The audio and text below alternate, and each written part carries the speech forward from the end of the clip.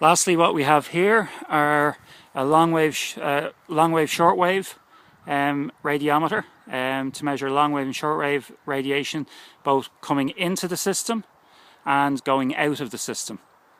We also have Ndvi sensors to the inside here, and they're measuring narrow band and broadband visible wavelengths of light. So what they give you is they give you a spectra of the amount of, or the type of light that is reflected back off the vegetation. Okay, so the greener the vegetation is, there's change in the spectral characteristics and the actual makeup of the wavelengths of light that's absorbed and reflected back out of the system.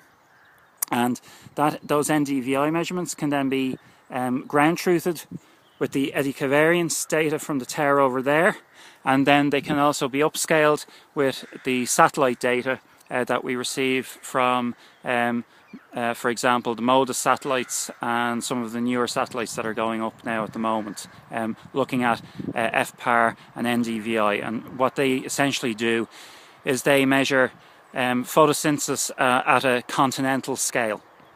So if we can get the pixels that are associated for our type of grassland here, or our area around here, that we can ground truth them against the actual measure of CO2 sequestration that's actually being measured by our flux towers. So again, this is our remote sensing equipment here.